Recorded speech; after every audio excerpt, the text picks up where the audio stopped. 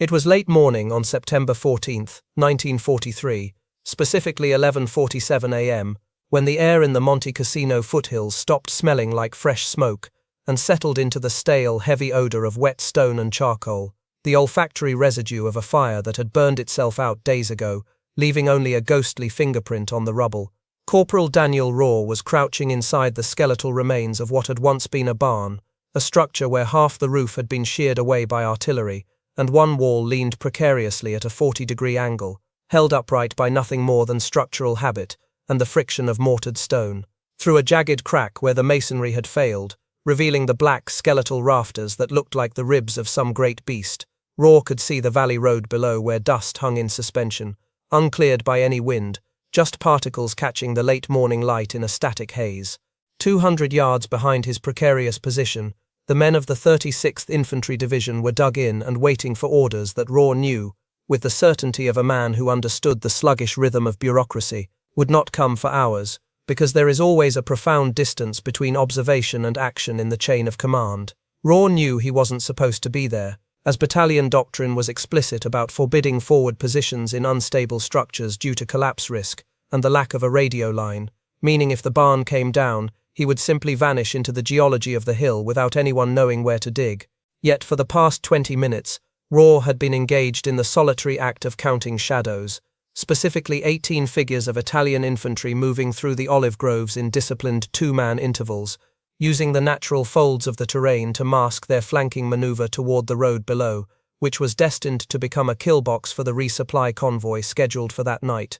As he shifted his weight, the floorboards creaked in protest, and dust cascaded from the broken rafters in a thin, illuminated stream like falling ash, landing near his M1903 Springfield rifle, which rested across his knees, its metal cold and familiar against his skin. He had 60 rounds in the pouch at his hip, and he knew the weapon intimately, having fired it 500 times in training and 43 times in combat, memorizing its weight, its trigger pull, and the specific way the walnut stock kicked back into his shoulder with a recoil that felt like a physical conversation. Pressing his cheek against the cold stone wall, Roro looked through the crack to see the shadows tightening their formation, now only 15 yards from the roadside ditch where one man was adjusting a device near a stone marker, while another unrolled wire behind a clump of wild grass. His breath fogged against the stone and vanished, a fleeting reminder of life in a place designed for death, while his mind recited the protocol that demanded he wait, report through proper channels, and let command handle the situation. Roram understood that the military machine functions only when every component remains within its assigned tolerance, a lesson he had learned from field manuals and briefings that emphasized that individual initiative creates chaos and unauthorized action compromises the chain. However, the convoy drivers didn't know they were being hunted, and in 2 minutes the Italian soldiers would effectively own the road, meaning any vehicle attempting to pass would be torn open, scattering supplies, ammunition, and medical kits into the ditch, while the men 200 yards back waited for relief that would never arrive. Raw's finger rested along the trigger guard, hovering in the space between silence and violence, knowing he could still choose to pull back, crawl through the rubble to the tree line, and report what he had seen. But he also knew the math of the situation. By the time the message traversed the hierarchy to battalion, by the time reconnaissance verified it, and by the time artillery was authorized, the enemy would have moved, or the convoy would be burning. The valley remained quiet, save for the rustle of olive branches, posing the silent question of whether he would pull the trigger.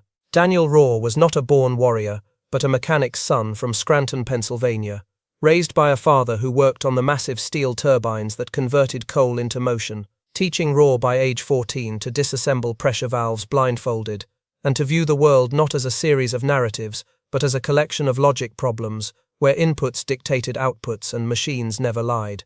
A turbine either held pressure or it didn't, a bearing either spun smooth or seized, and there was no grey area in the friction of metal, a philosophy Raw carried into his enlistment in 1942, where drill instructors noted his peculiar methodical slowness. Unlike other recruits who treated rifle maintenance as a checklist to be rushed, Raw treated it as calibration, cleaning his Springfield with the tenderness of a watchmaker, checking for invisible wear patterns, and testing the trigger pull 7 times until the mechanics felt perfect.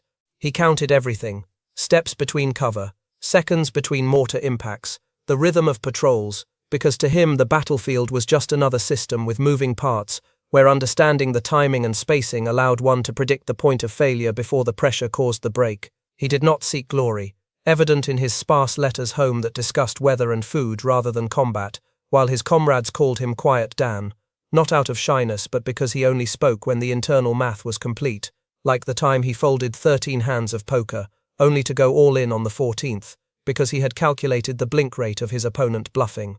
Rourke was the antithesis of the movie hero. He hesitated, he recalculated, he measured twice, and he was the last person expected to break protocol, yet he understood that systems fail when variables change faster than the structure can adapt, just as turbines fail when pressure exceeds design tolerance. Standing in the ruins, Rohr wasn't thinking of heroism, but of timing, specifically the input of the ambush and the output of the convoy.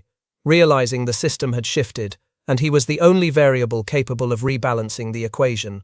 The road below, designated Supply Route Amber, was a 12-mile artery of packed dirt and gravel connecting the 36th Infantry Division to the Caserta Depot, a seemingly insignificant country lane that sustained the war effort. Every 48 hours, convoys of GMC CKW 2.5-ton trucks, painted olive drab and covered in canvas, navigated this route carrying the lifeblood of the division: mortar shells in wooden crates, medical supplies in waxed paper, rations and the .30 caliber ammunition required to keep machine gun nests operational. The math of logistics was brutal and simple. A machine gun crew burned 200 rounds per engagement, and when multiplied across a 4-mile front, the consumption was staggering, meaning without resupply, the 36th would become a static line with no teeth. The enemy knew this, which is why the road was watched, and why 2 supply runs had already been lost that month to mines and coordinated ambushes, leading division command to tighten the rules and forbid forward reconnaissance or individual initiative that might disrupt patrol schedules. The barn Rohr occupied had been condemned in August after shelling cracked its footings and shifted the load-bearing wall, marked with a white slash of paint by engineers, sitting in a dead zone that existed in the gap between doctrine and reality. Doctrine stated the enemy wouldn't flank through such exposed terrain and that unstable structures were unsafe, but ground truth revealed the enemy was indeed there, and the barn offered the only viable sightline. The convoy was scheduled for 1:15 p.m., and it was now 11:52 a.m., meaning 23 minutes had passed since Rohr first spotted the shadows, and the Italians were nearly set, establishing overlapping fields of fire and staggered withdrawal routes that indicated a planned, disciplined operation rather than improvisation. The road was eerily quiet, lacking the usual bird song of the olive groves, a silence that signaled human displacement as Rohr watched through his Unabel 8 conch scope, a requisitioned sniper variant he had salvaged. He scanned the tree line, noticing the unnatural shifts in the canopy that betrayed the presence of infantry moving in intervals, maintaining 10 to 15 yards of spacing to mitigate grenade damage. He counted 18 distinct positions, 3 near the stone wall, 4 in the drainage ditch, 2 behind wild grass, and the rest scattered in a loose crescent, operating under light protocol without radios, signaling a pre-coordinated ambush. One soldier was setting up what looked like a Breeder M37 machine gun near the stone wall, a weapon with an effective range of 800 yards that could enfilade the road and destroy the convoy in 30 seconds. Another group prepared a secondary position in a concrete drainage culvert, and as Rohr watched, he calculated that the Italians would be fully set by 1 p.m. 15 minutes before the convoy arrived. The trucks would round the bend at 20 miles per hour, too fast to stop but too slow to escape, and the lead driver would be dead before he registered the threat, causing a pile-up that would burn the supplies and starve the 36th Division of ammunition. The math was clean, ugly and undeniable. Rohr knew the protocol was to withdraw and report, a rule designed to prevent lone soldiers from making mistakes or revealing positions, but the timing made compliance impossible. It was 12:03 p.m., and even if he ran back now, the relay of information through the sergeant, lieutenant and battalion, followed by verification, consultation and decision-making, would take nearly an hour, by which time the ambush would be sprung. The machine of the army was too slow for the reality on the ground. Rohr remembered his father's words in the grease-smelling shed in Scranton. Good mechanics don't follow manuals when the manual is wrong, they follow the machine. The machine in this moment consisted of 18 men, 1 road and 1 rifle. Rohr exhaled, the air warming slightly as he loaded a 5-round stripper clip into his rifle, the metal sliding home with a soft click. The choice was operational, not emotional. The system was about to break, and he was the only component positioned to prevent catastrophic failure. At 12:11 p.m., Raw centered his crosshairs on the soldier near the stone wall and squeezed the trigger, the recoil slamming into his shoulder as the man dropped, shattering the silence and sending chaos rippling through the olive grove. The Italians scrambled, their return fire wild and undirected as they struggled to locate the muzzle flash hidden by the barn's shadows and the glare of the sun. Raghi worked the bolt with automatic smoothness, ejecting the spent casing and chambering a fresh round, finding a second target running for the culvert and dropping him. The enemy fire intensified, snapping through the air and punching through the rotten wood of the barn, sending splinters and dust raining down. But Raw remained methodical, not necessarily aiming to kill but to disrupt, wounding men to force others to assist them, suppressing machine gun positions, and exploding ammunition packs to create confusion. He wasn't trying to win a battle, he was buying time, calculating that every minute of delay was a minute closer to the convoy's safe passage. He fired 18 times in the first 10 minutes, counting the effects rather than the bodies, feeling the barn shudder with each impact, but holding its ground like the ancient stone it was. By 12:29 p.m., the Italians had been forced to abandon their ambush formation and withdraw into defensive clusters, focusing their attention on the barn rather than the road, effectively neutralized as an offensive force. Raw ejected another casing into the growing pile of brass on the floor, waited as the valley fell into a sporadic quiet, and listened for the sound of the convoy.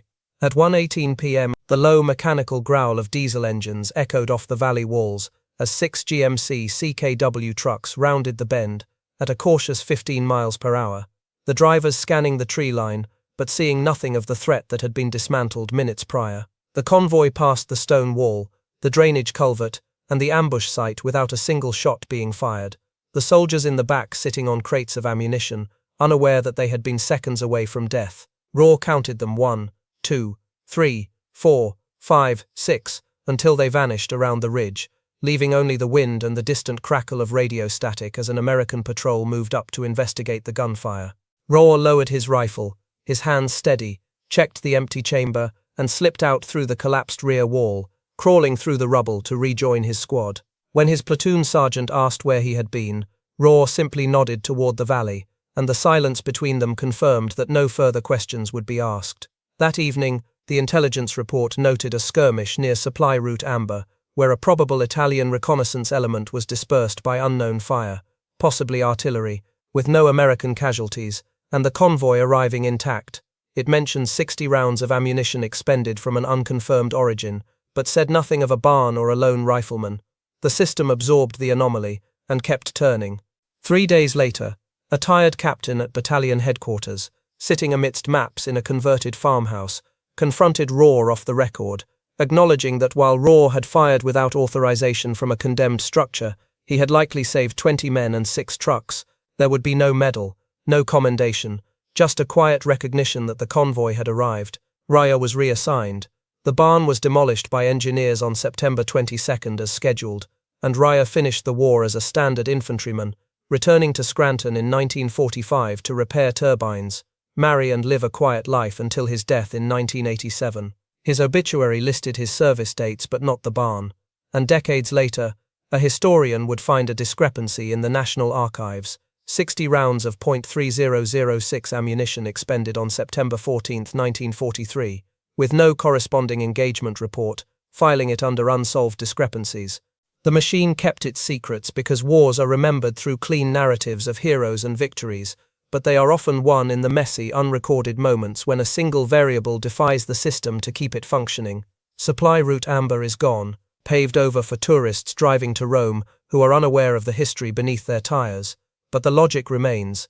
In every conflict, there is a mechanic's son or a farmer's daughter who sees the pattern, realizes the manual is wrong, and makes a calculation based on function rather than glory. The convoy rolled through, the supplies were delivered, the line held, and the math worked, leaving only the lingering question of whether, faced with the same impossible choice between the safety of the system and the necessity of the moment, you would have pulled the trigger.